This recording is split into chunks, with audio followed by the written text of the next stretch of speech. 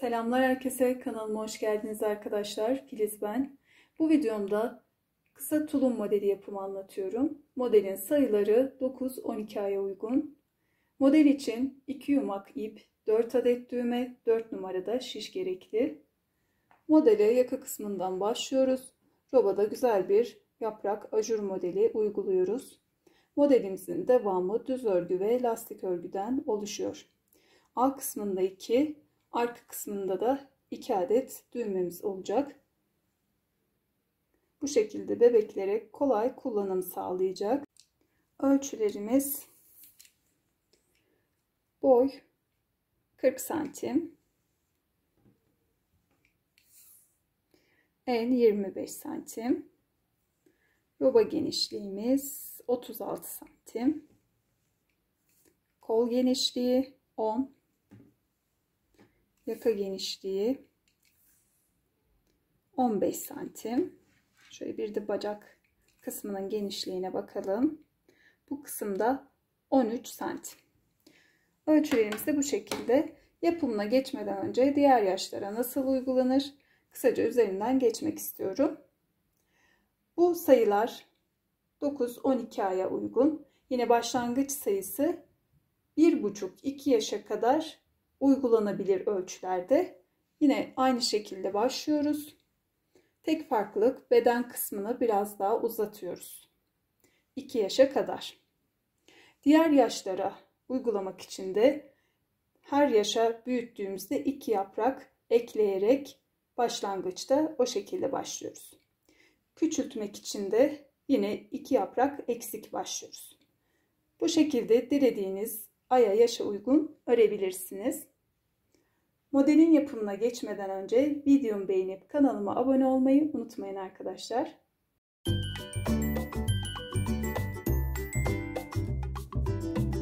Modelde soft bir renk kullanıyoruz. İpimiz Alize Baby Best. Bambu karışımlı 100 gram 240 metre bir ip. Renk numaramız da 382. Şiş numaramız ise 4. Modelimize 44 ilmek atarak başlıyoruz.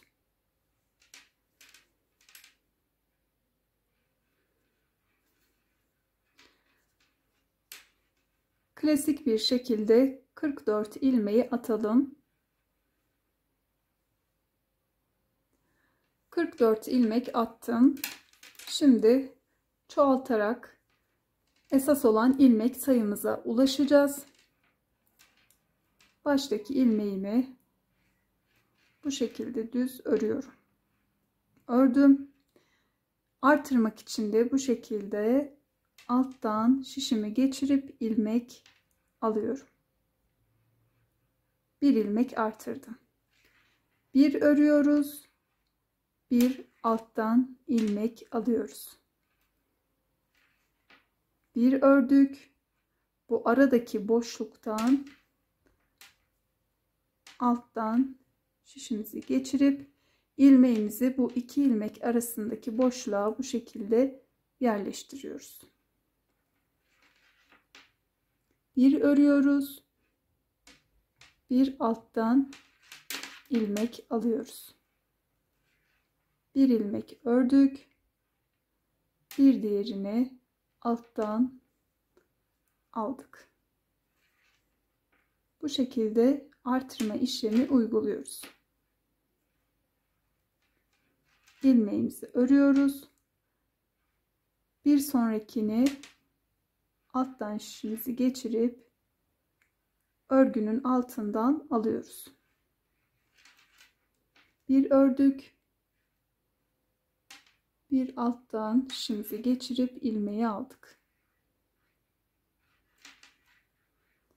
Sıra sonuna kadar aynı şekilde devam ediyoruz. Bir ilmek örüp bir artırarak bir ilmek ördük. Bir artırdık. Bir ördük. Bir artırdık.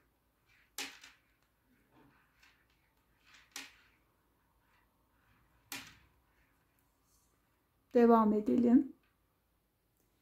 Bir örüp bir artırarak sırayı tamamladım. Toplamda şişimizde 87 ilmeğimiz oluştu. Şimdi örgümü çeviriyorum. Bir düz bir ters örüp tekli lastik örgümüzü kuruyoruz. Baştaki ilmeğimi örmeden alıyorum. Ardından bir düz, bir ters, bir düz, bir ters şeklinde tüm ilmeklerimi örüyorum. Bir düz, bir ters. Sırayı bu şekilde tamamlayalım.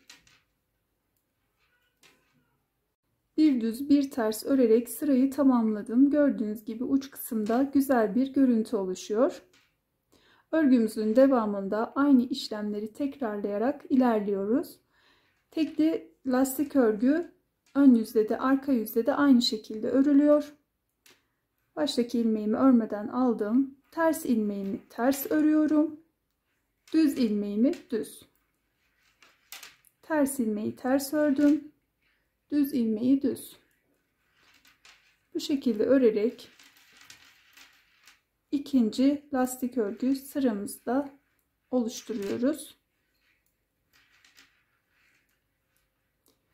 Diğer yüze geçtiğimizde de yine aynı şekilde ters ilmeğimizi ters, düz ilmeğimizi düz örüyoruz. Birkaç sıra örüp ilerletelim. Örgümü ilerlettim. İlk sırada ilmek attık. İkinci sırada artırarak ördük. 3 sırada tekli lastik örgü uyguladık ve bu şekilde yaka kısmımız tamamlanmış oldu. Örgümüzün modelini arka yüzde kuruyoruz. Burada başlangıç ipimiz sağa gelecek. Normalde sol tarafta olur ama bu başlama tekniğiyle ön yüzde değil arka yüzde modelimizi kuruyoruz. Modelin arka yüzünü kullanıyoruz. Başta ve sonda 4'er ilmeği düğme bandı olarak kullanacağız. Bunları robanın sonuna kadar tekli lastik olarak devam ettireceğiz. Baştaki ilmeğimi aldım. Bir ters, bir düz, tekrar bir ters ördüm. Sadece 4 ilmek üzerinden buradaki düğme bandımız devam edecek. 1 2 3 düz ördüm kenar kısımda. Ardından bir doluyorum. Bir düz ördüm. Bir dola. 1 2 3 4 5 6 7 düz ör. Tekrar bir dola, bir düz, bir dola, 7 düz örerek devam ediyoruz. 1 2 3 4 5 6 7 doladım, bir düz, doladım, 7 düz örüyorum.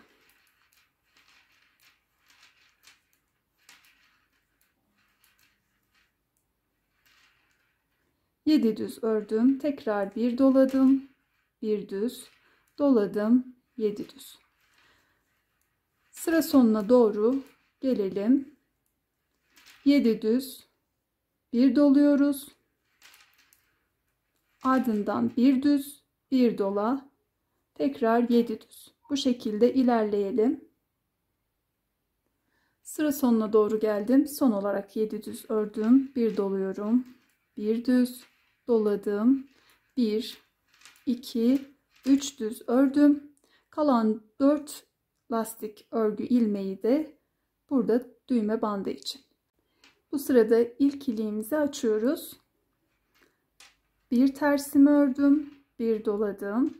2 ilmeği birlikte örüp kestim. Kalan kenar ilmeğimi de örüyorum ve sırayı tamamlamış oluyorum. Arka yüze geçtim. Arka yüzde baştaki ilmeğimi örmeden alıyorum. Sıradaki ilmeğim düz. Bu alttaki sırayı takip edebilirsiniz. Diğeri doladığım ilmeği ters örüyorum. Diğer ilmeğim de düz. Kenar hattı tamamlandı. Model kısmına geçiyorum. 3 ilmeğimi ters örüyorum. Doladığım kısma geldi sıra. Burada doladığım ilmeği arka yüzde düz, ortadaki ilmeğimi ters, diğer doladığım ilmeği düz.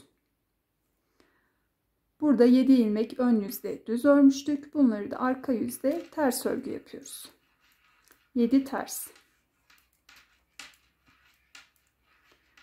7 ters ilmeğimi tamamladım. Yine doladığım kısma geldim.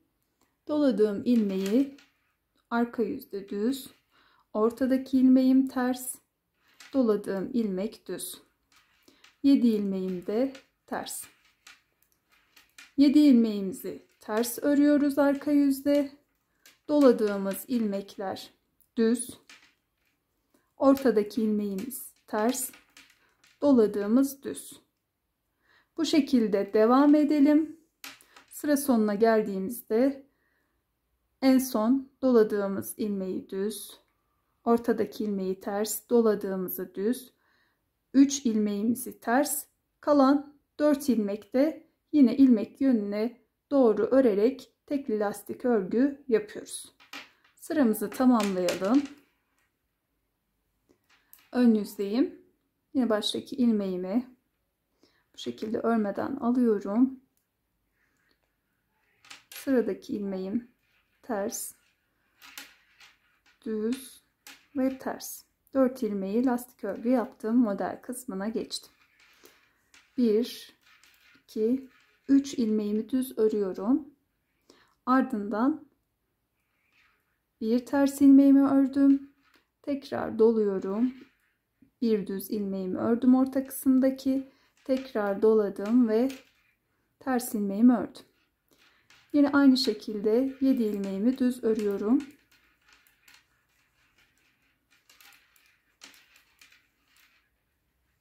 Yedi ilmeği düz ördüm. Bir ilmeği ters, tekrar doladım. Ortadaki ilmeğimi düz, doladım, ters ve 7 düz.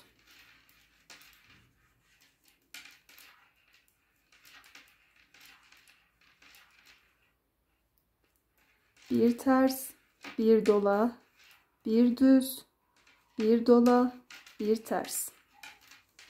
Ardından 7 düz.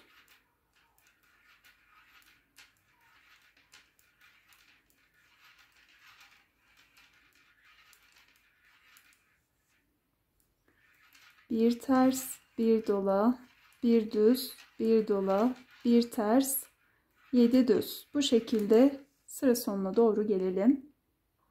Sıra sonundayım. Son olarak 3 düzü ördüm. Kenar kısımda başta yapmış olduğumuz gibi 4 tane ilmeğimizde lastik örgü. Bunları da ilmek yönüne göre örüyorum ve sırayı tamamlıyorum. Arka yüze geçtik. 4 ilmeğimi lastik örgü yapıyorum. Yine 3 ters, 1 ve doladığım ilmek, 2 ilmeği de düz ördüm. Ortadaki ilmeğim ters. Tekrar 2 düz, 7 ilmek ters. 7 ilmeği örüyorum. 2 düz, ortadaki ilmeğim bir ters, tekrar 2 düz, 7 ilmek ters. 7 ilmeğimiz ters, 2 ilmeğimiz düz, bir ters, 2 düz, 7 ters. şekilde devam ediyoruz. Sıra sonunda 3 ters örüyoruz ve 4 ilmeğimizde lastik örgü. Ön yüzdeyim. Baştaki ilmeğimi örmeden alıyorum ve lastik örgü kısmını örüyorum. 4 ilmeğimi ördüm. Şimdi aynı şekilde öreceğiz bu sırayı. Artırma veya eksiltme yapmadan başta 3 düz, 2 ters, 1 düz, 2 ters, 7 düz.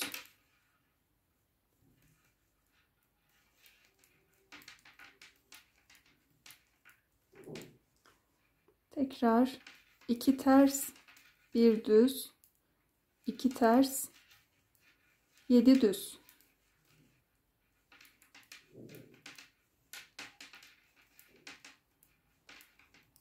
Devam edelim aynı şekilde. Sıra sonunda 3 düzümüzü örelim. Lastik örgümüzü tamamlayalım. Arka yüze geçtiğimizde ise yine lastik örgümüzü yaptıktan sonra 3 ters, 2 düz, 1 ters, 2 düz, 7 ters. Tekrar 2 düz, 1 ters, 2 düz, 7 ters şeklinde örerek sıramızı tamamlayalım. Ön yüzdeyim. Öreceğimiz bu sırada eksiltmelere başlıyoruz. Buradaki kısımlarda. Şöyle bir bakalım ve saymış olalım. Burada bir başta ve sonda yarım kısımlar var. 1, 2, 3, 4, 5, 6, 7, 8, 9. 9 tane tam, başta ve sonda birer tane de yarım var.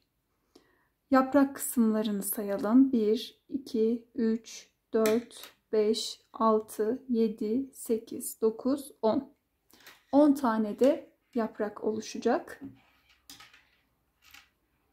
Başlayalım sıramıza. Lastik kısmı örelim. Lastik kısmı ördüm. Bir ilmek örüyorum. Ardından buradaki 2 ilmeğin yönünü çeviriyorum ve sağa doğru kesiyorum. Sonrasında 2 ters, 1 düz, 2 ters örüyorum. Yine 7 düz olan kısma geldim. Şimdi başta 2 ilmeği bu şekilde sola doğru örerek bir ilmek kenar kısımda kesiyorum. 1, 2, 3 ilmek düz ördüm. Kalan 2 ilmeğin de yönünü çeviriyorum ve sağa doğru kesiyorum. Bu şekilde bir görüntü oluştu. Buradaki kısım aynı. 2 ters, 1 düz, 2 ters şeklinde. Yine kesme işlemi yaptığımız kısma geldik. Baştaki 2 düz ilmeği sola doğru birlikte örerek kestim. 1, 2, 3 ilmek ördüm. Kalan 2 ilmeğin de tekrar yönünü çevirip sağa doğru kestim. 2 ters, 1 düz, 2 ters örüyorum. Yine kesme işlemini aynı şekilde uyguluyorum. İlk 2 ilmeği sola doğru birlikte örerek kesiyoruz. Orta kısımda 3 düz. Kalan 2 ilmeğin de yönünü sağa doğru çeviriyorum. Ve sağa doğru birlikte örerek kesiyorum. 2 ters, 1 düz, 2 ters örüyoruz. Sonrasında bu şekilde kesme işlemini uyguluyoruz. Sıra sonuna doğru gelelim. Sıra sonuna doğru geldim.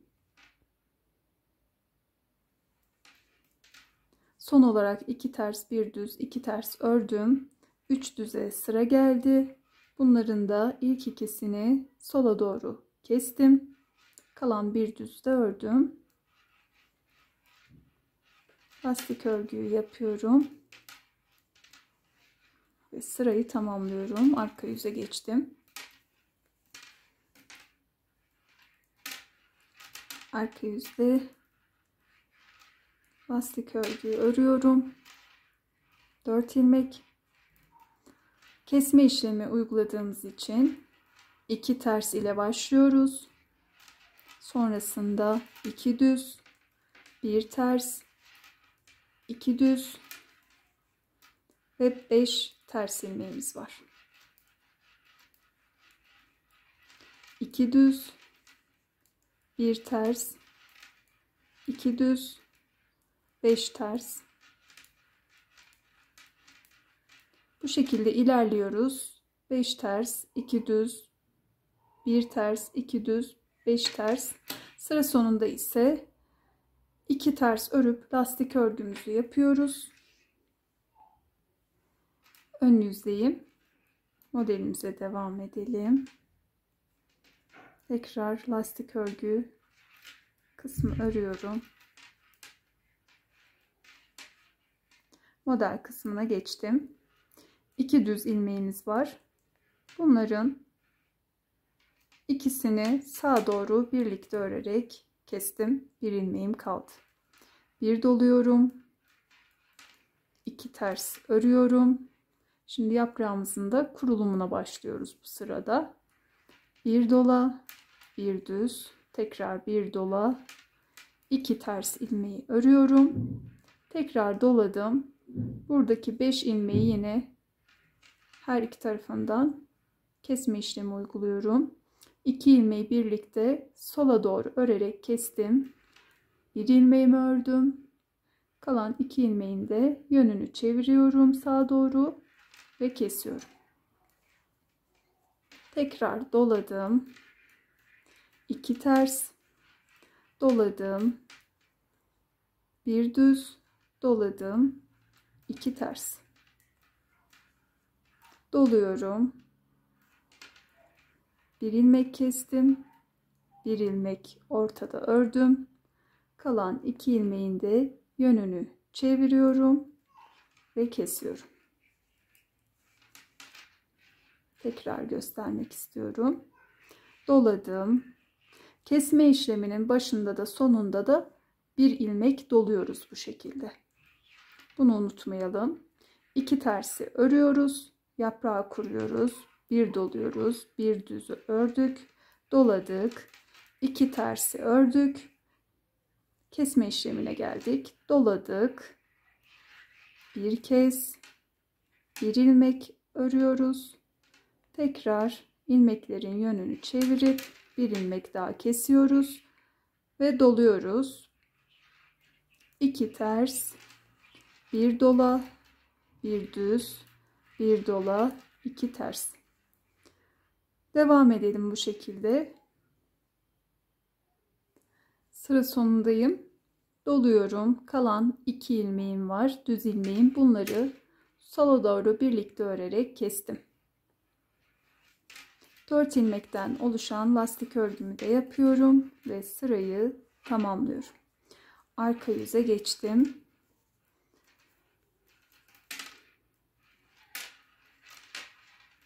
Lastik örgümü yapıyorum. Model kısmındayım. Bir ters. Sonrasında bir düz. Buradaki 2 ilmeğim de düz. Bununla birlikte 3 düz. Orta kısımda yaprağımızı kurmuştuk. Bu ortadaki düz ilmeğin her iki tarafından dolayarak birer artırmıştık. Bunları 3 ilmeği de ters örüyoruz. Arka yüzde 1, 2, 3. Sonrasında 1, 2, 3 düz. Burada kesme yaptığımız kısımda da 3 tane ilmeğimiz kalmış. Bunları da yine 3 ters olarak örüyoruz. 3 ters ördüm. 1, 2, 3 düz. Yaprak kısmı 1, 2, 3 ters.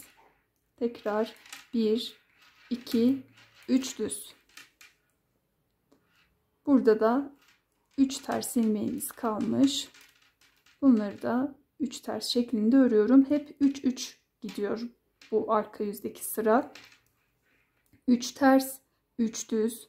Orta kısımdaki yaprağın olduğu kısım 3 ters, tekrar 3 düz, 3 ters, 3 ters, 3 düz şeklinde örerek devam ediyoruz. Son olarak da yine burada şöyle bakalım. 3 düzümüzü örüyoruz. Bir ilmeğimiz kalmış. Buradaki kesme işleminden sonra bunu da bir ters örüp 4 ilmeğimizi lastik örgü yapıyoruz. Sıramızı tamamlayalım. Tekrar ön yüze geçtim. 4 ilmekten oluşan lastik kısmı ördüm. Modelimize devam ediyoruz. Bu kısımda, kenar kısımda kesme işlemini bir önceki sırada tamamladığımız için sadece kalan bir düz ilmeğini örüyoruz.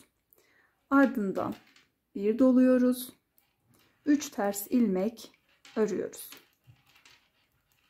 3 ters ilmeği ördüm. Bir önceki ön yüzdeki sırada burada yaprağın kurulumunu yapmıştık. Bir defa artırdık. Şimdi ikinci defa artırıyoruz. Bir düz örüyoruz. Tekrar bir dola. Ortadaki düz ilmeği ör. Tekrar bir dola, bir düz. Ardından 3 ters ilmeğimizi örüyoruz. Bir dolayıp bu kısımdaki son sıraya gelmiş oluyoruz. Buradaki modelin son sırası. Artık bunu kapatıp o şekilde modelimize devam ediyoruz. Bu 3 düz ilmeğin ilkini örmeden alıyoruz. Buradaki 2 ilmeğin de yönünü çeviriyoruz. Sağa doğru kestik. Örmeden almış olduğumuz ilmeği de buradaki ilmeğin üzerinden atlatarak bu şekilde kapatmış oluyoruz. Buradaki model tamamlandı. Doluyorum. 3 ters ilmek örüyorum. Bir düz, bir dola, bir düz, bir dola, bir düz. Yaprak kısmını ördük. Tekrar 3 ters örüyorum. Ve yine kesme işlemine geldi sıra. Doluyorum. 3 düz ilmeğin ilkini örmeden alıyorum. Kalan ikinin de yönünü sağa doğru çevirdim. Ve birlikte örerek kestim. Örmeden almış olduğum ilmeği de bu ilmeğin üzerinden atlatarak kapatmış oldum. Doluyorum. 3 ters.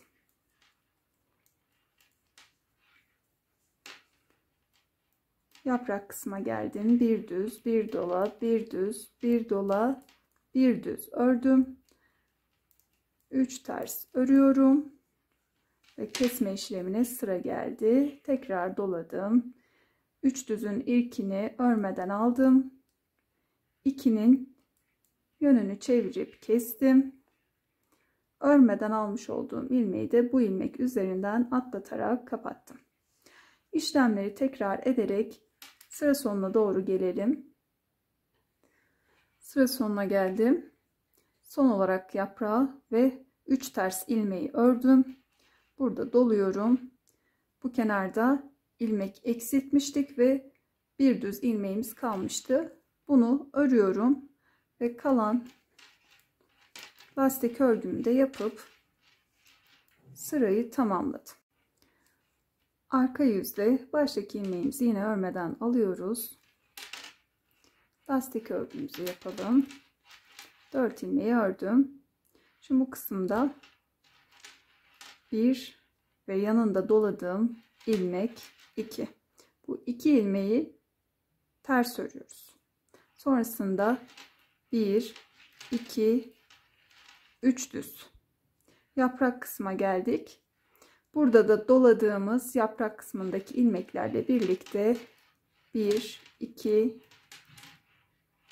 3, 4, 5 ilmeği ters ördük. 1, 2, 3 düz. Burada modelimizi tamamlamıştık. Bunun kalan ilmeği ve yanından artırdığımız ilmekleri arka yüzde ters örüyoruz. Bu şekilde 1, 2, 3. Hemen yanından 1, 2, 3 ile düz ördük. 3 düz, 3 ters, 3 düz. Yaprak kısmında da 5 tane ters ilmeğimiz var. Yaprak kısmı 5, ardından 3 düz. Bu kısma geldim. Yine burada da 1, 2, 3 tersimiz var. Tekrar 3 düz. Yaprak modeli de 5 ters. 5 tersimizi örüyoruz. Yaprak kısmındaki, sonrasında 3 düz, 3 ters, 3 düz şeklinde devam ediyoruz.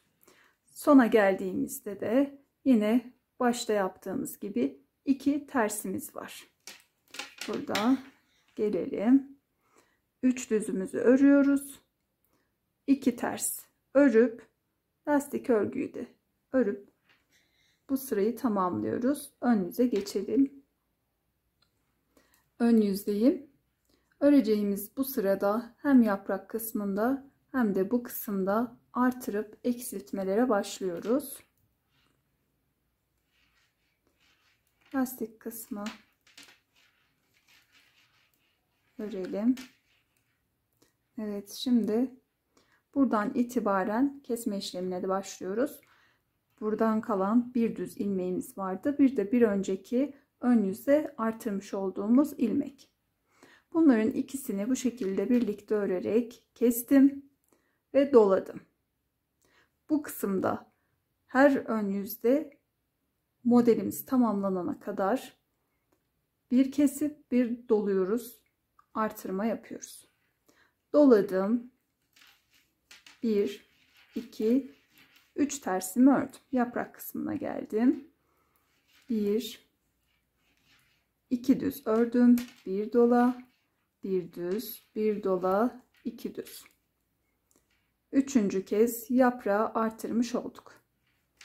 3 ters örüyorum. Şimdi burada 3 düzümüz var. Doluyorum. Bu 3 düzü bu şekilde birlikte örüp kesiyorum.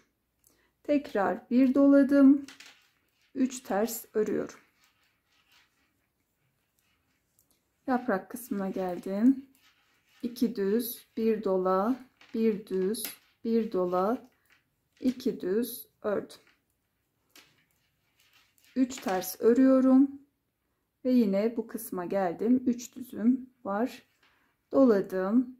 Bu 3 düzü birlikte örerek kestim. Doladım. 3 ters ördüm. Yaprak kısmında 2 düz, 1 dola, 1 düz, 1 dola, 2 düz örüyorum. 3 ters, 1 dola, 3 ilmeği birlikte örerek kes. 1 dola, 3 ters.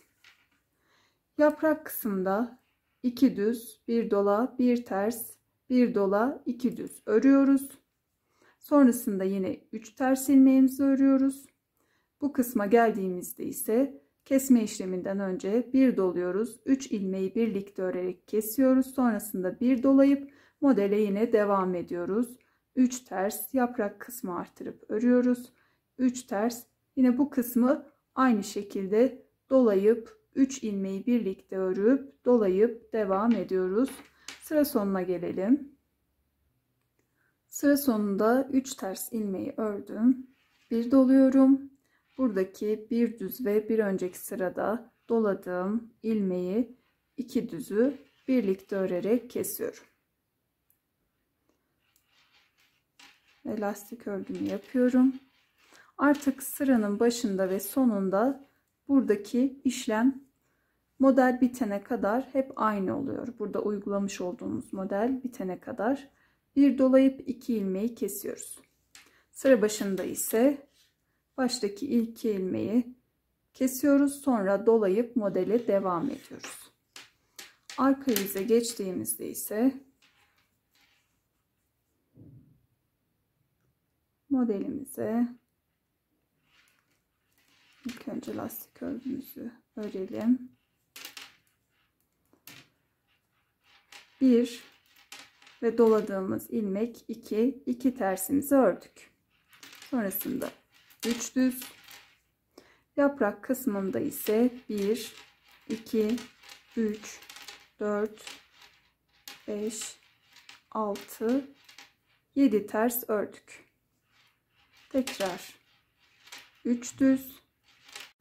Yaprak modelinin bu her iki tarafında olan 3 düz model bitene kadar bu şekilde devam edecek. Arka yüzde 3 düz şeklinde, ön yüzde de 3 ters şeklinde. Bu kısma geldik yine. Burada kesme yaptığımız kısma her iki tarafından artırmıştık. Bunları da yine 3 ters örüyoruz. Bu kısımda hep aynı şekilde devam edecek. Doladığımız her iki ilmek ve ortadaki ilmek arka yüzde 3 ters. Ön yüze geçtiğimizde ise her iki tarafından dolayıp bu 3 ilmeği de birlikte örerek kesiyorduk. 3 düz, 7 ters örüyoruz yaprak kısmında. Tekrar 3 düz, 3 ters, 3 düz şeklinde devam ediyor. Yaprak kısmındaki ilmeklerimiz de 7 ters. Sıra sonuna geldiğimizde yine 3 düzümüzü örüp burada doladığımız ve kalan bir ters ilmeğimizde ikisini ters örüyoruz. Sıramızda tamamlayıp ön yüze geçelim. Evet, sıramıza başlıyoruz.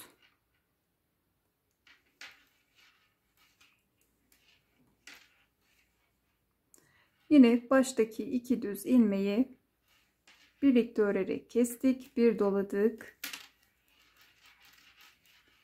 3 ters. 1 2 3 düz, bir dola, bir düz, bir dola, 3 düz örüyoruz yaprak kısmında. 3 ters. Ve bu kısma yine geldik. Hem dolayıp hem kesme işlemi yaptığımız kısma bir doladık. 3 ilmeği birlikte örerek kestik. Tekrar bir doluyoruz. 3 ters. Yaprak kısmında 3 düz, bir dola, bir düz, bir dola, 3 düz örüyoruz. 3 ters, bir dola, 3 ilmeği birlikte örerek kes, bir dola, 3 ters. Bu şekilde devam edelim. Sıra sonunda 3 tersi ördükten sonra dolayıp 2 düzü birlikte örerek keselim. Sıramızı tamamlayalım. Arka yüze geçtiğimizde ise buradaki 2 tersi örelim. Sonrasında 3 düz, bu kez 2 4 6 7 artırmış olduğumuz 2 ilmekle 9 tane ters örüyoruz yaprak kısmında. Sonrasında yine 3 düz, 3 ters, 3 düz, yaprak kısmında 9 ters, 3 düz, 3 ters, 3 düz şeklinde devam edip ön yüze geçelim. Ön yüzdeyim.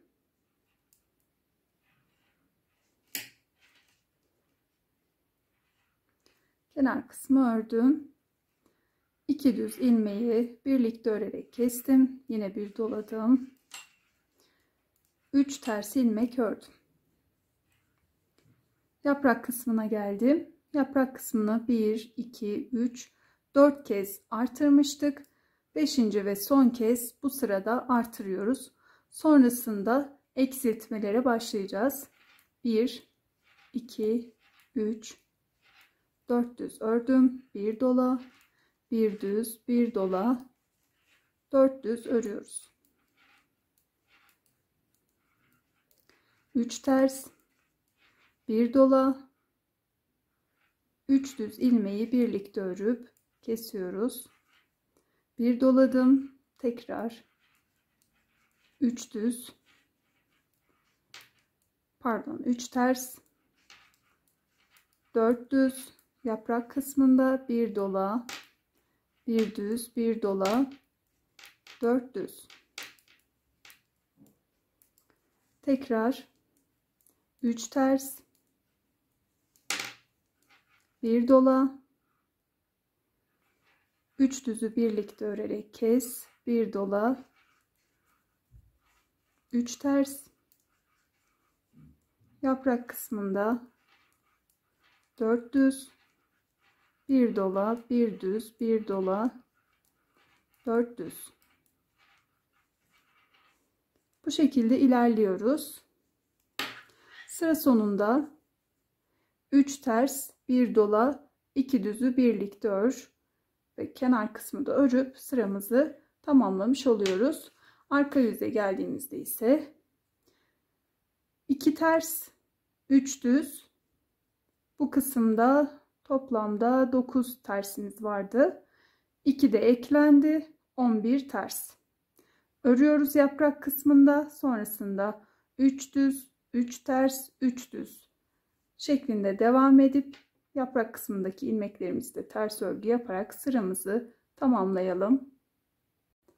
Ön yüzdeyim. Bu sırada yapraktaki ilmekleri kesmeye başlıyoruz. Sıraya başlamadan önce diğer yaşlara uygulamak istediğimizde robayı buradaki yaprağın artırmasını daha fazla yaparak büyütebiliriz. Bu şekilde diğer yaşlara da uygulayabiliriz. Her yaş için ikişer sıra artırma yeterli olacaktır.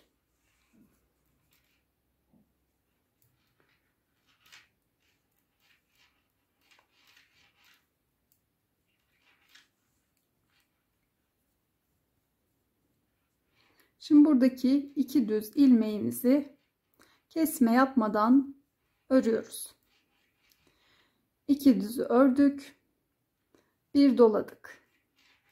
Sonrasında 3 ters ilmeğimizi örüyoruz.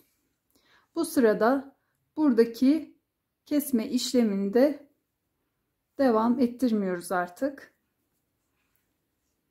Yaprak kısmına geldim. Baştaki 2 düz ilmeği birlikte örerek sola doğru kestim. 1, 2, 3, 4, 5, 6, 7. 7 düz ilmek ördüm. Kalan 2 ilmeğin de yönünü sağa doğru çevirdim. Ve sağa doğru birlikte örerek kestim.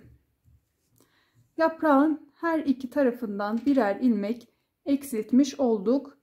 9 ilmeğimiz kaldı. 3 tersimi örüyorum. Sonrasında bir doluyorum. Buradaki 3 ilmeğimi düz örüyorum. 3 düz ördüm. Tekrar doladım. 3 ters ördüm. Bu kısımda artık hep artırma uyguluyoruz. İlmek eksiltmiyoruz. Yaprağa geldim. Yine baştaki 2 ilmeğini sola doğru örerek kestim. Orta kısımda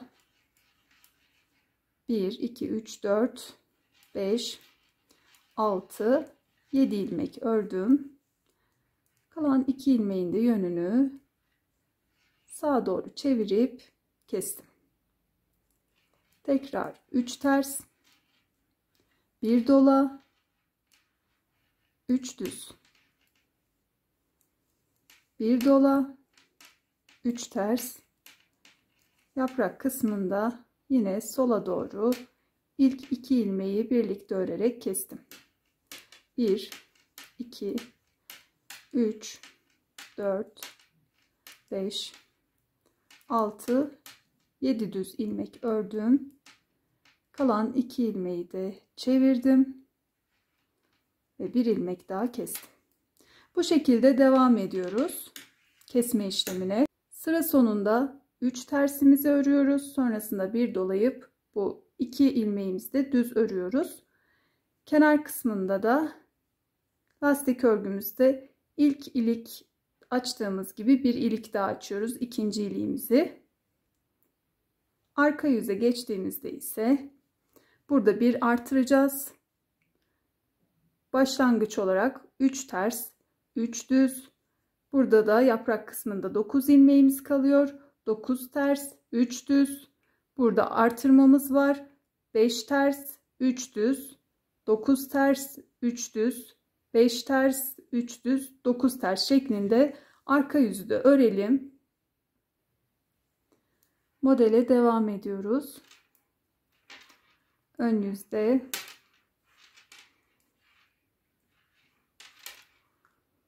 bir, 2, 3 düz ördüm, bir doluyorum. 3 ters örüyorum. Yaprak kısmına geldim. Bir ilmek kestim. 1 2 3 4 5 düz ördüm. 2 ilmeğin yönünü çevirip bir ilmek de bu kenarda kestim.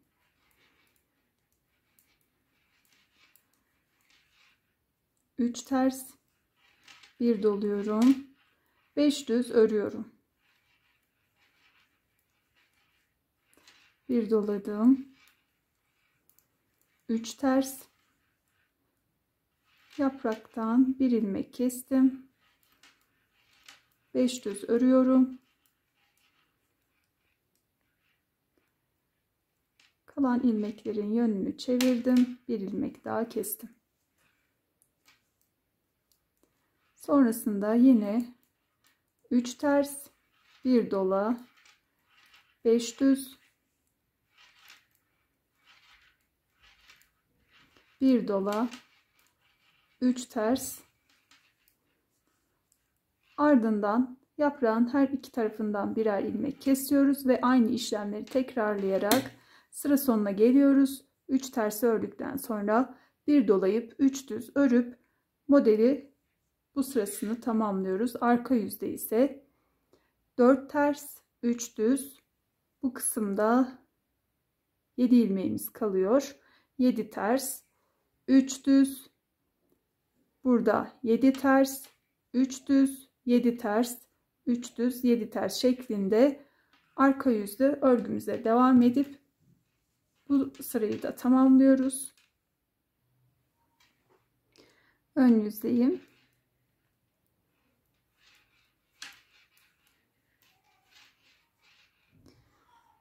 Lastik kısmı ördüm. 1 2 3 4 düz ördüm, bir doladım. 3 ters. Yaprak kısmından bir ilmek kesiyorum. 1 2 3 düz örüyorum. Ardından yine bir ilmek daha diğer kenardan kestim.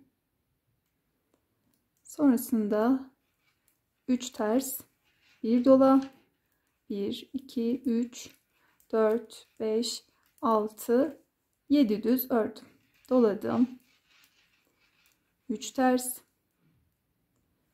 Yapraktan bir ilmek kestim. 3 düz. Bir ilmek daha kesiyorum. 3 ters. Bir dola. 7 düz örüyorum.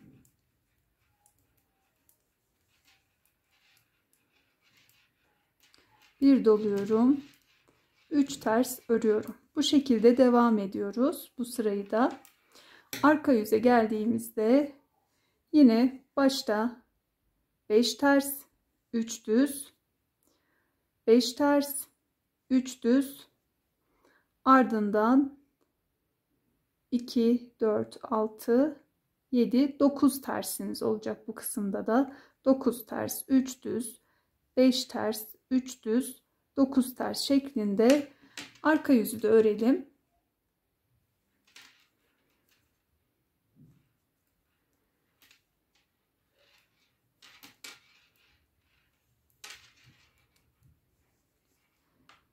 Bir, 2, 3, 4, 5 düz ilmek ördüm. Bir doluyorum. 3 ters. Yapraktan bir ilmek kesiyorum. Ortada bir düz ördüm. Tekrar diğer kenardan bir ilmek daha kesiyorum. Yaprak kısmında 3 ilmeğimiz kaldı. Tekrar 3 ters. Bir doluyorum. 1, 2, 3, 4, 5, 6, 7, 8, 9 düz ördüm. Doladım. 3 ters. Bir ilmek kestim. Bir ördüm. Bir ilmek daha kestim. 3 ters örüyorum. Bir doluyorum. 9 düz ilmek örüyorum.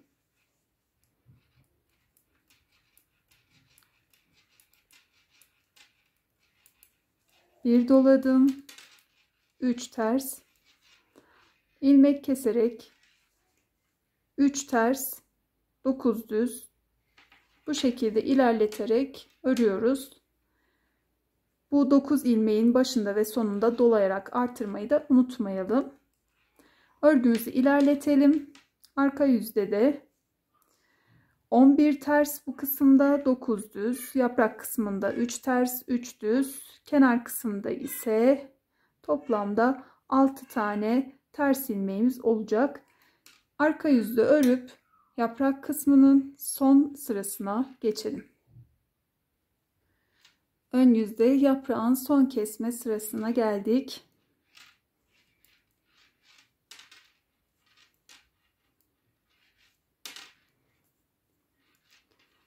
Bir, 2, 3, 4, 5, 6 düz ördüm.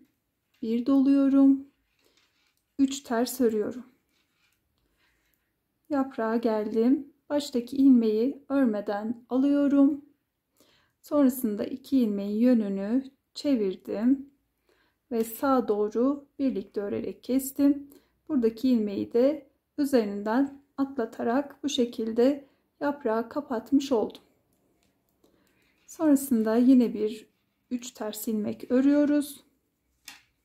Bir doluyoruz. 1, 2, 3, 4, 5, 6, 7, 8, 9, 10, 11 düz ördüm. Bir doluyorum. 3 ters örüyorum. Yaprağın birinci ilmeğini aldım. İkisini birlikte örerek kesiyorum. Örmeden aldığım ilmeği de üzerinden atlatarak bu şekilde kapatmış oluyorum. Sırayı tamamlayalım. Arka yüze geçtim. Lastik örgümüzü örelim.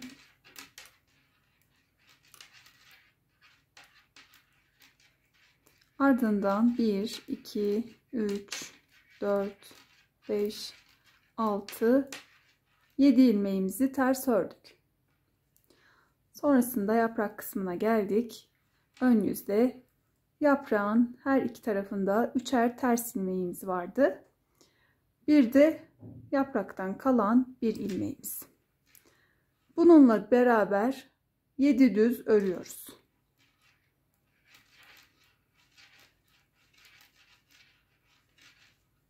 Ortadaki ilmeğim de düz. 7 düz örmüş olduk.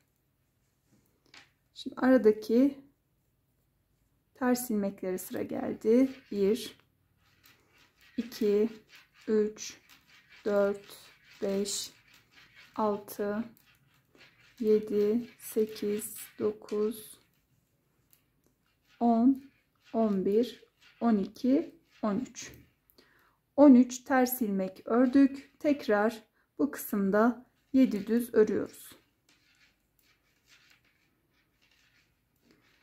7 düz 13 ters örerek sıra sonuna gelelim. Sıra sonunda da son olarak 7 düzümüzü örelim. Ardından burada da 7 tersimizi örüp lastik örgümüzü de yapıp sıramızı tamamlayalım.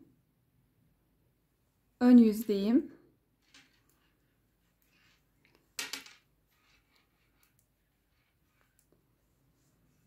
Örgümüzün devamında yaprak kısmının bu kısmındaki ters ilmekleri eksiltmeye başlıyoruz. Düz kısımlar aynı şekilde devam edecek.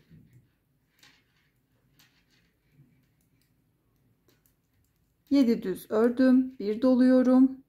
Baştaki iki ters ilmeği birlikte ters örerek kestim.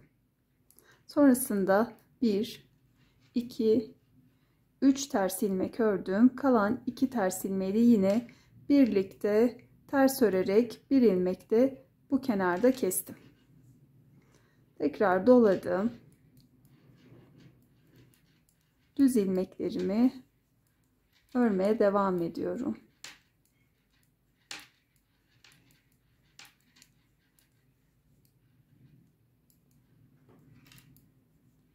Doluyorum. 2 ters ilmeği birlikte örerek bir ilmek kesiyorum. 3 ters ilmek örüyorum. Kalan 2 ters ilmeği de yine birlikte ters örerek kestim. Dolayıp düz ilmekleri örmeye başladım. Bu sıra bu şekilde devam ediyor. Ters ilmeklerin her iki tarafından birer ilmek kesiyoruz. Başında ve sonunda bu şekilde doluyoruz. 2 ilmeği birlikte örüp bir ilmek kestim.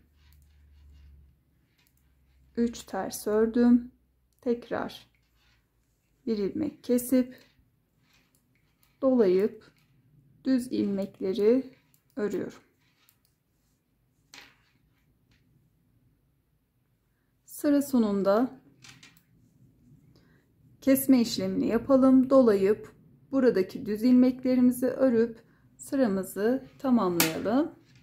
Ardından arka yüzde de bu kısımdaki ilmeklerimizin hepsi ters örgü yapılacak. Burada da 5 ters ilmeğimiz kalmıştı ön yüzde. Bunlar da arka yüzde 5 düz olarak örülecek.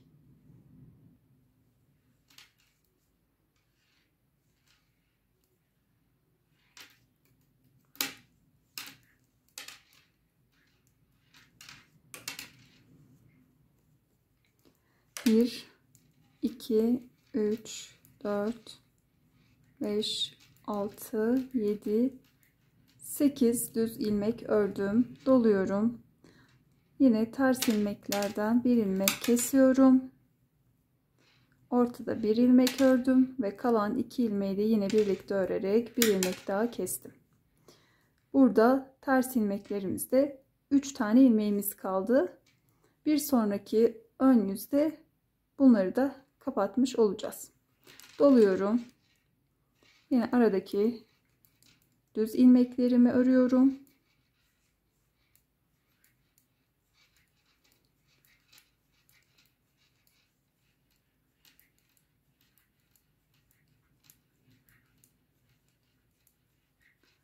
Tekrar doladım.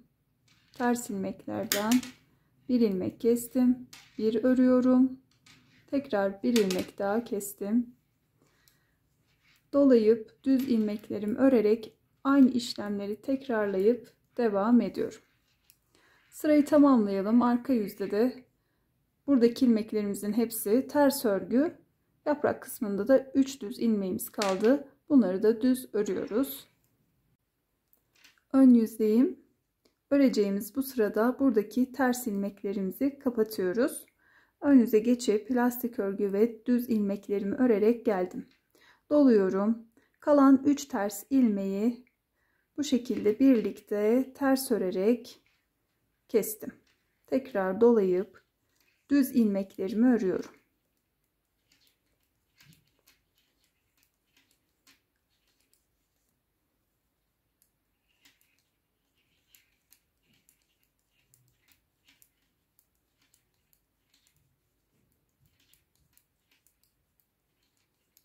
Doladım. Tekrar 3 ters ilmeği birlikte ters örerek kapattım. Bu şekilde kesmiş olduk. Bir ilmeğimiz kalıyor.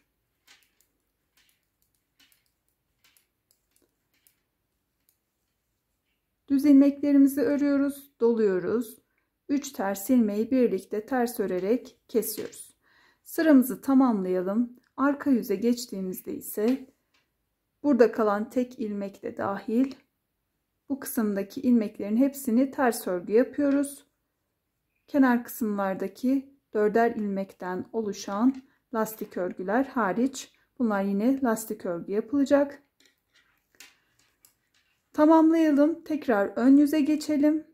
Ardından bir sıra ön yüzde tüm ilmekleri düz, arka yüzde de ters örgü yapalım. Tekrar ön yüze geçip ayrımlarımıza başlayalım. Robadaki modelimiz tamamlandı. Şimdi ayrımlara geçiyoruz. Kol kısmında tekli lastik örgü yapacağız. Yine baştaki 4 ilmekten oluşan lastik örgümü yapıyorum. Sonrasında ikinci yaprağın uç kısmına kadar öreceğiz. Bunu sayarak yapalım. 1, 2, 3, 4, 5, 6, 7, 8, 9, 10, 11, 12, 13, 14, 15, 16, 17, 18, 19, 20, 21, 22, 23, 24, 25, 26, 27, 28, 29, 30 ilmek ördük. Tam yaprağın uç kısmında kalan bir ilmekten hizalıyoruz. Bunu sayarak 1, 2, 3. yaprağın yine uç kısmındaki ilmeğe kadar lastik örgü yapacağız. İsterseniz bu kısımlara işaret de takabilirsiniz. Bu kısım kol ucu lastik örgü olacağı için pek karışmayacaktır aslında. Şimdi bunu düz olarak başlıyorum. Bir düz, bir ters. İsterseniz, dilerseniz ters olarak başlayalım. Bir ters, bir düz, bir ters, bir düz şeklinde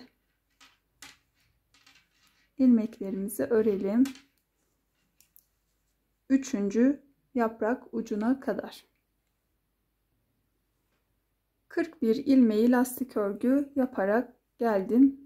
Bu 1, 2, 3 tane yaprak arasında. Son ilmeğimi de düz olarak ördüm. Bu şekilde denk geldi. Şimdi buradan başlayarak buradaki yaprağımızı da sayalım isterseniz. 1, 2, 3, 4. 4. yaprak ucuna kadar ön kısım için ilmeklerimizi düz örgü yapacağız. Başlayalım.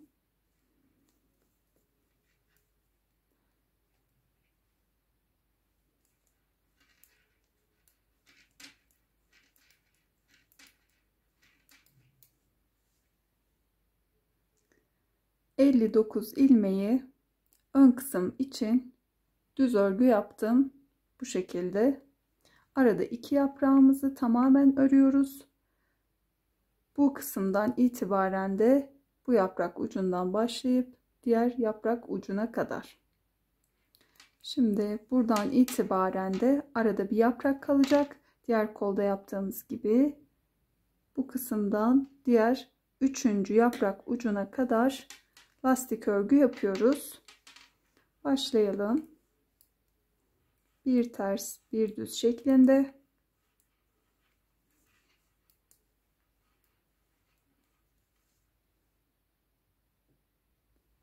Diğer kol içinde 41 ilmeği tek lastik örgü yaptım. Şimdi buradan başlayarak da arka parça için ilmeklerimi düz örgü yapıyorum.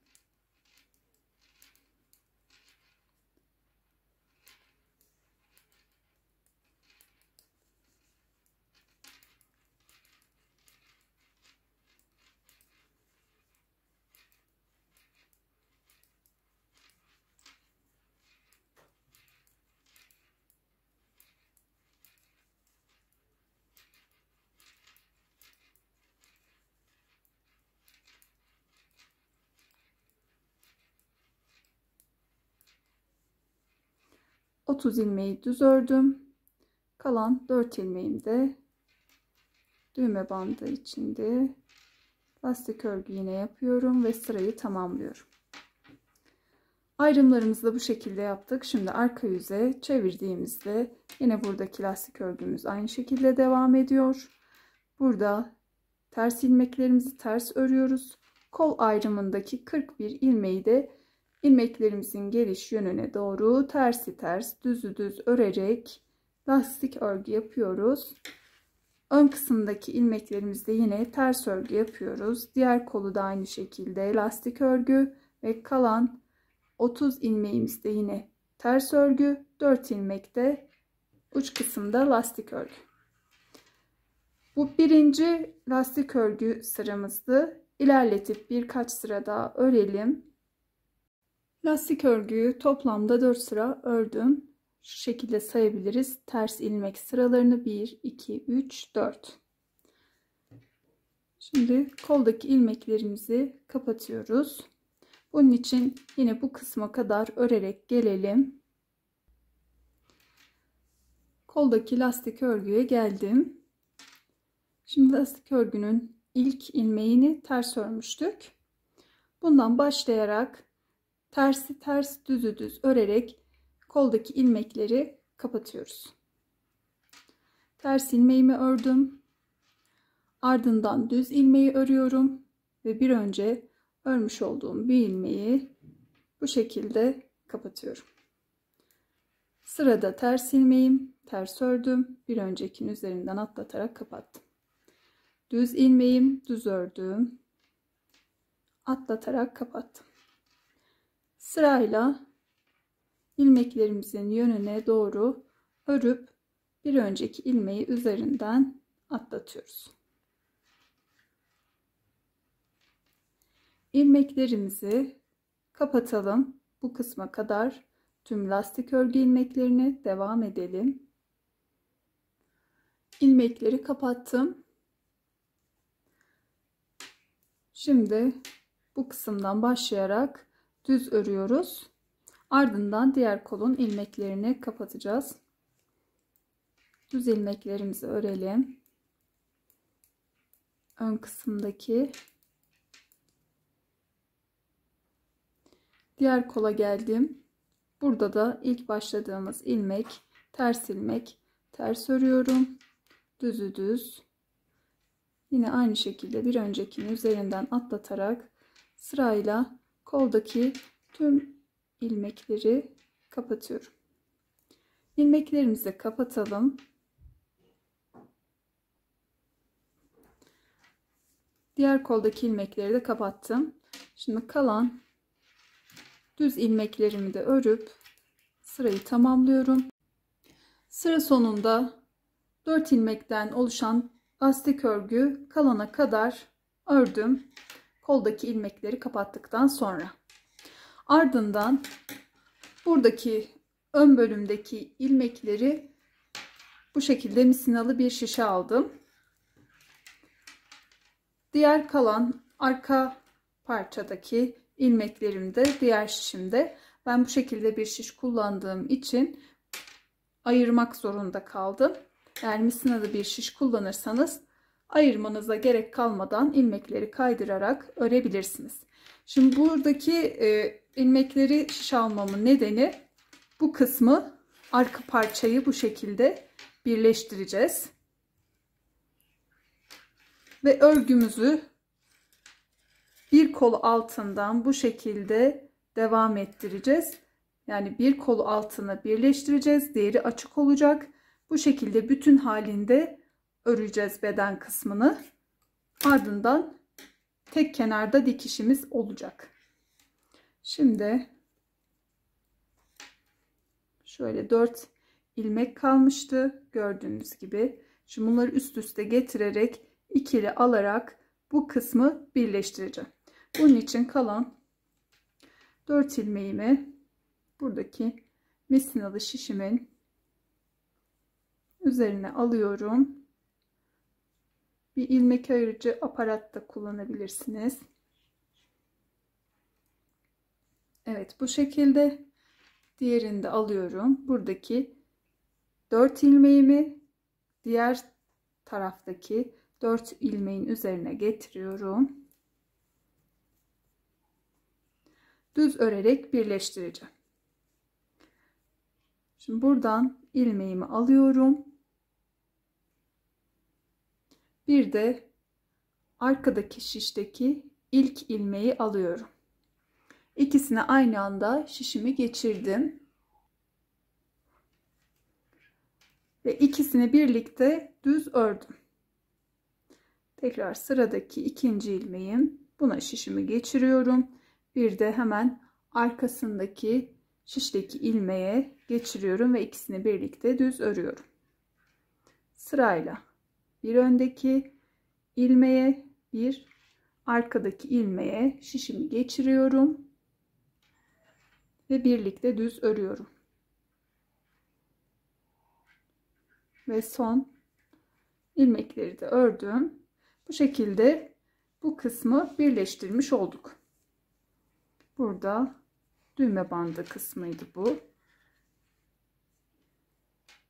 Bu şekilde birleşti. Şimdi düz örüyorum. Kol altına kadar geleceğim.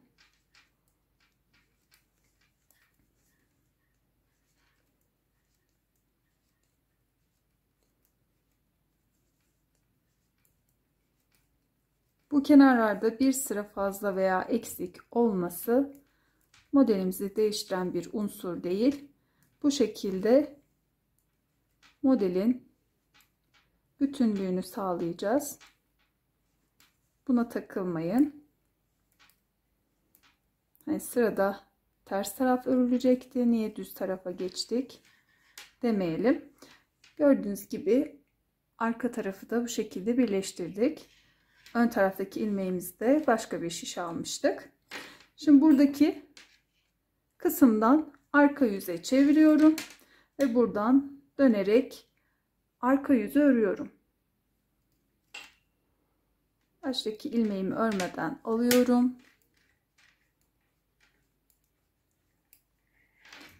Diğer kol altına kadar örelim. 63 ilmeği örerek geldim. Bir ilmeğim kaldı. Şimdi bunu örmeden şişimi alıyorum.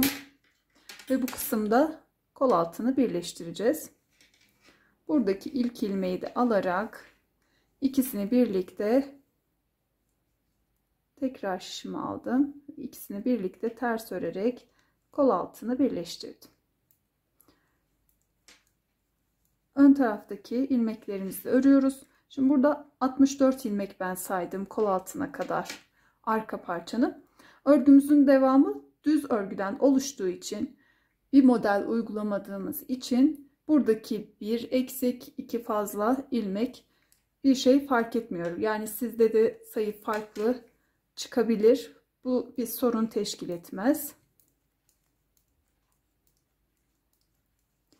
İlmek sayısı çok fazla veya çok eksik olmadığı sürece Düz örgülerde bir şey fark etmiyor. Model bozulmaz.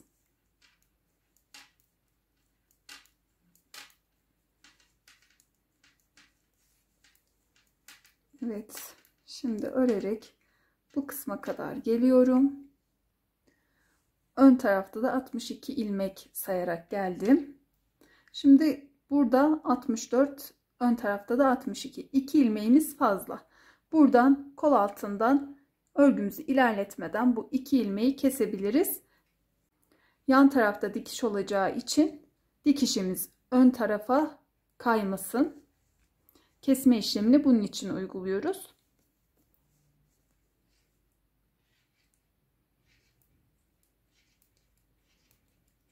Evet, şimdi buradan döndüm gördüğünüz gibi. Bu kol altı açık olacak.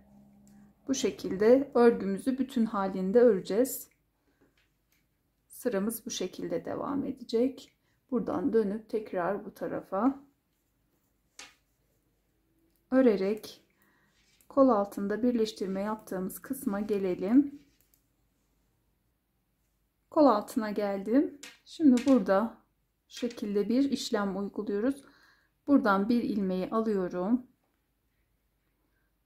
Bu şekilde yönünü çevirdim. Ve ikisini birlikte ördüm. Bir ilmek kesmiş oldum.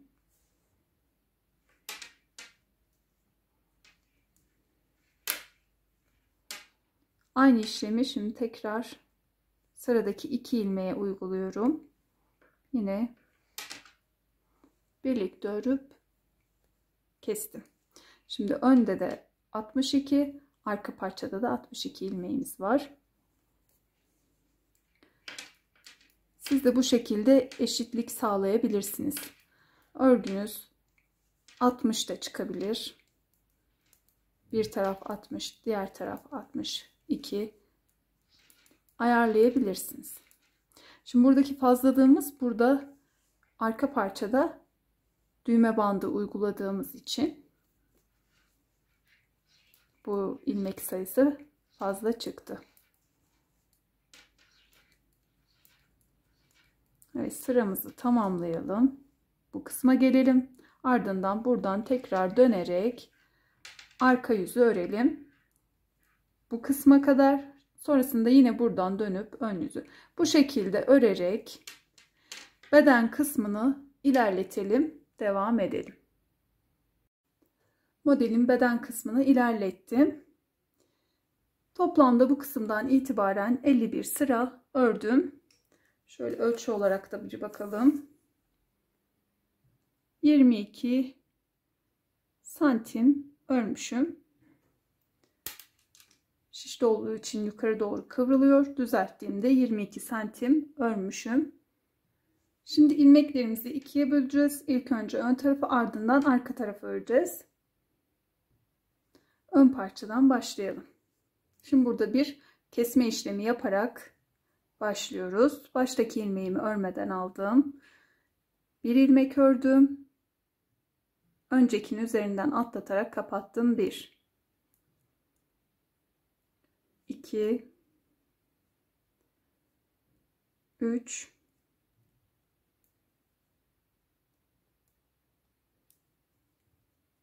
4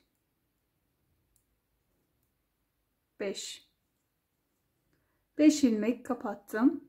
Şimdi örgüme devam ediyorum. Sayarak bu 6. ilmeğim. 7 8 9 10.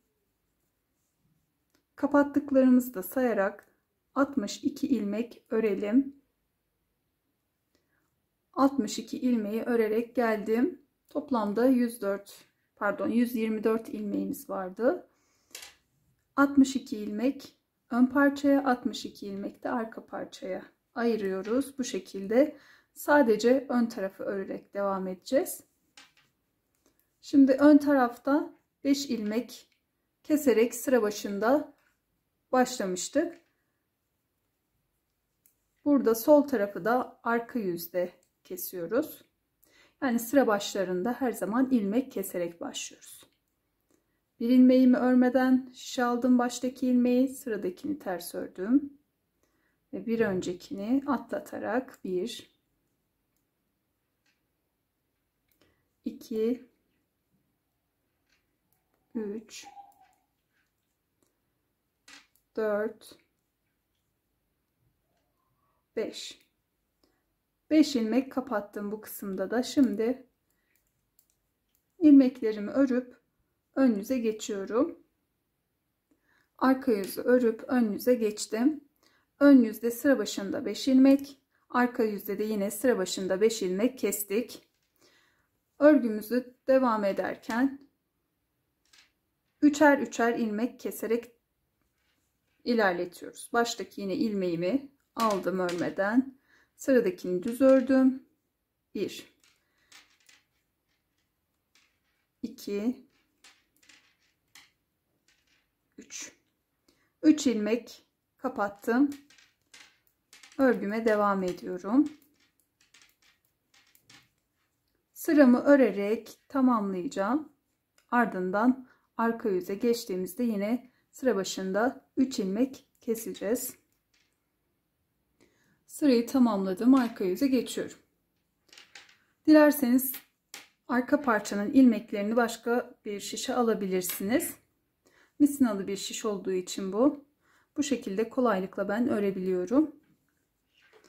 Şimdi arkada da yine sıra başında baştaki ilmeğimi örmeden aldım.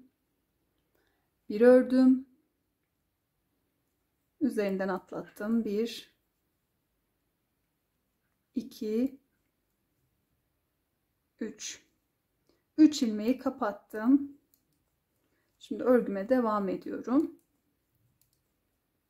Sırayı tamamlıyorum. Yine sıra başında 3 ilmek kapatalım.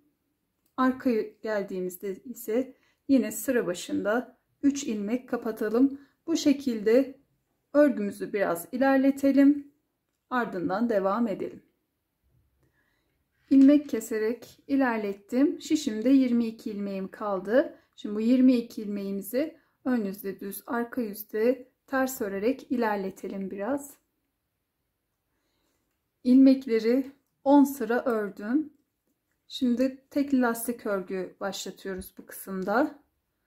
Baştaki ilmeğimi aldım.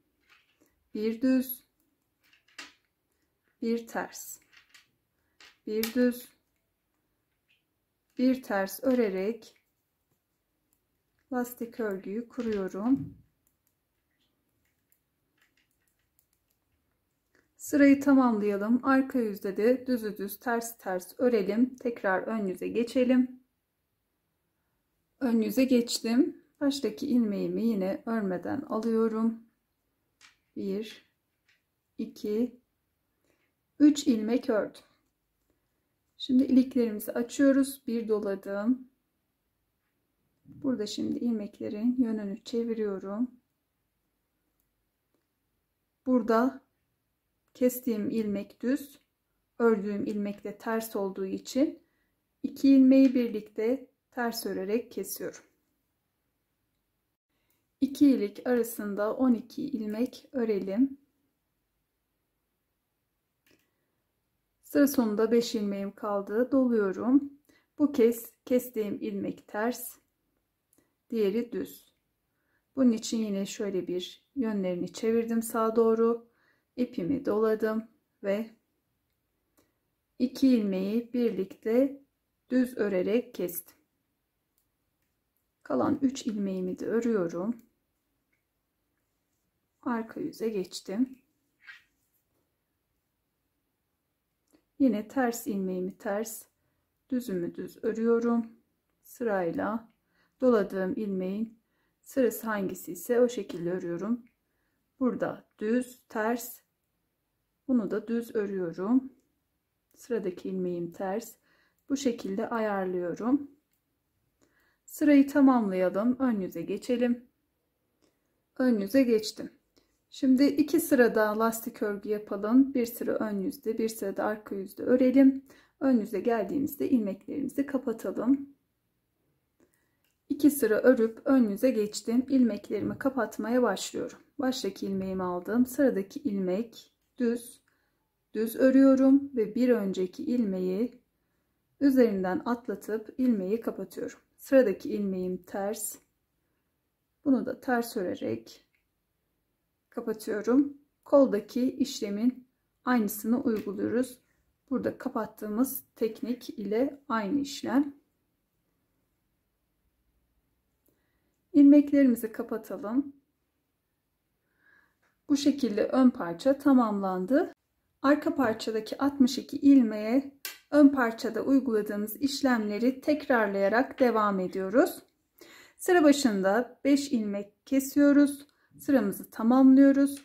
Arka yüze geçtiğimizde ise yine sıra başında 5 ilmek kesiyoruz. Bunu bir kere yapıyoruz. Devamında da her sıra başında 3'er ilmek keserek örgümüzü ilerletiyoruz. Ta ki 22 ilmeğimiz kalana kadar. Kalan 22 ilmeği 10 sıra örüyoruz. Ardından tekli lastik örgü başlatıyoruz. Tekli lastik örgümüzde ilik açmadan 6 sıra örüp ilmeklerini kapatıyoruz. Bu şekilde arka parçayı da tamamlayalım. Ardından bu kısmın lastik örgüsüne başlayalım. Arka parçayı da tamamladım.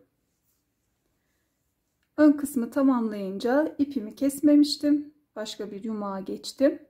Şimdi bu kısımdan ilmek çıkararak kenar kısımları örmeye başlıyoruz.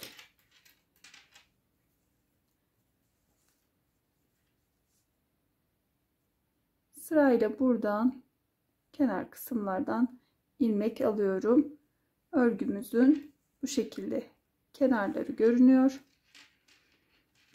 Buradan 1 2 3 4 baştaki ilmek ile 5 ilmek buradaki lastik kısmın kenarından çıkardım. Düz örgü kısmında da bir artırma işlemi uygulayarak ilmek çıkaracağız.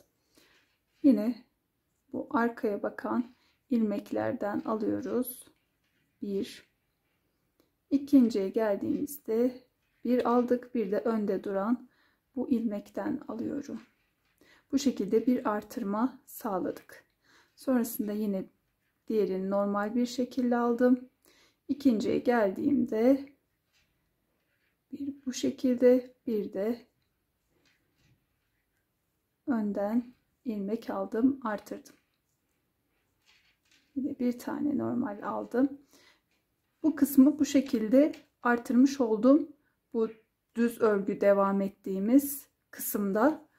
Bakalım buraya kadar 2, 4, 6, 8, 10, 12 ilmek çıkarmışım. Şimdi bu kesme yaparak ilerlediğimiz kısma geçtim.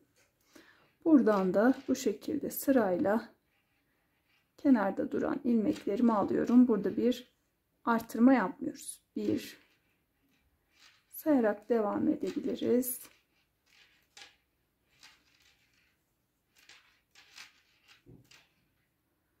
Burada şimdi bir boşluk oluşacak bu dönüş yerlerimizde. Bunu da şu şekilde alabiliriz ilmeğini.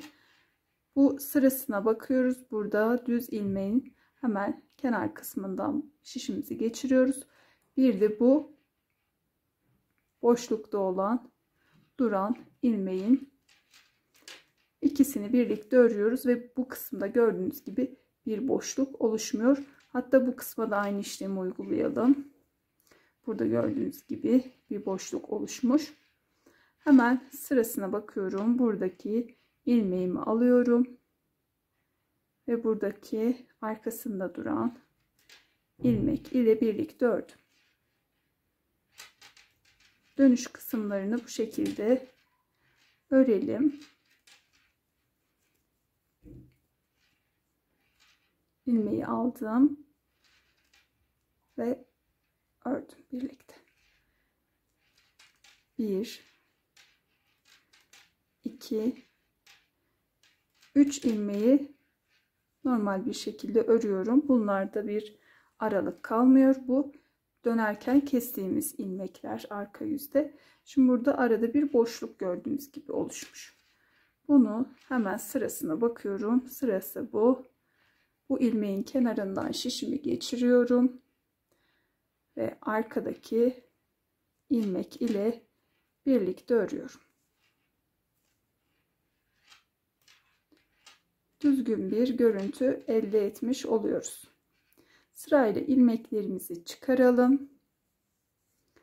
Bu kısımda da yine boşlukta olan gördüğünüz gibi dönüş kısımları var. Yine bunu da aynı şekilde yapıyoruz. Buradaki ilmeğimizi alıp bu kenardaki ilmek ile birlikte ördüğümüzde yine bir boşluk oluşmadan ilmeklerimizi çıkarmış oluruz. Bu kısma kadar ilmeklerimizi çıkartalım. Bu kısma kadar 76 ilmek çıkardım. Yine bu düz kısımda başlangıçta yaptığımız gibi bir örüp bir artırarak bu kısmı çıkardım. Yine burada da 5 ilmek çıkarıp sırayı tamamladım. Toplamda 76 ilmek. Birkaç ilmek eksik veya fazla olabilir. Bu sorun teşkil etmez. Dediğim gibi bu çok önemli bir unsur değil. Şimdi buradan dönerek tekli lastik örgümüzü oluşturuyoruz.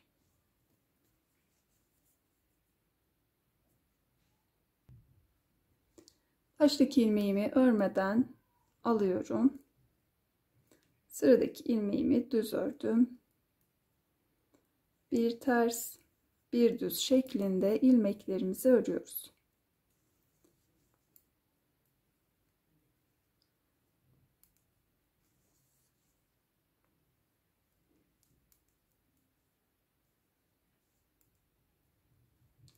Tüm ilmeklerimizi bir düz, bir ters örerek sırayı tamamlayalım.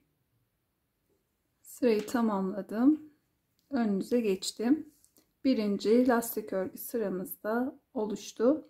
Baştaki ilmeğimi örmeden alıyorum. Düz ilmeğimi düz, ters ilmeğimi ters örerek örgümü ilerletiyorum.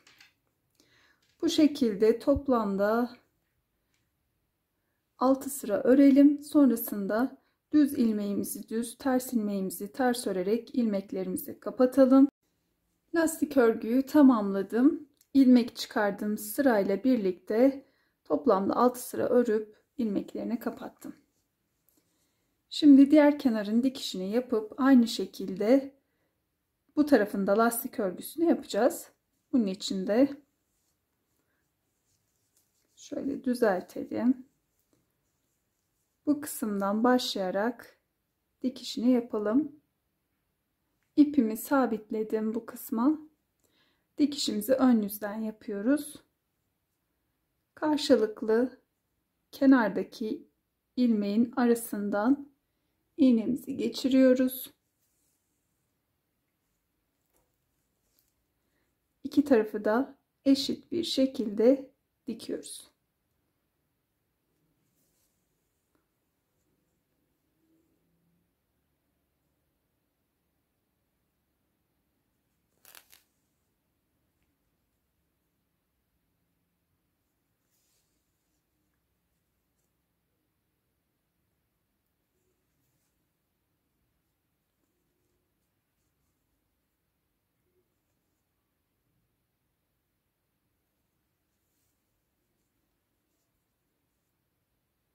İpimizi ilerledikçe bu şekilde çekip dikişimizi düzeltelim. Kol altı kısmına kadar dikişimizi yapalım. Bu kısma kadar. Ardından diğer tarafında lastik örgüsüne aynı şekilde ilmek çıkarıp tamamlayalım. Düğmelerimizi de ekleyip son haliyle gelelim. Kenar dikişini tamamladım. Ardından lastik örgüyü yapıp bu kısmı da bitirdim. Düğmelerini de ekledim ve modelimiz tamamlanmış oldu. Bu şekilde sade, şık bir tulum modeli hazırladık. Benimle birlikte bu modeli denediğiniz için teşekkür ederim. Videomu beğenip kanalıma abone olmayı, yeni videolarımdan haberdar olmak için de bildirim zilini açmayı unutmayın arkadaşlar. Model ile ilgili tüm sorularınızı da yorum kısmına yazın lütfen. Kanalım aracılığıyla ördüğünüz tüm modelleri de Instagram sayfamdan bana ulaştırın. Hem Instagram'da hem de YouTube'da hikaye kısmında paylaşıyorum. Bir sonraki videomda görüşene dek sevgiyle kalın.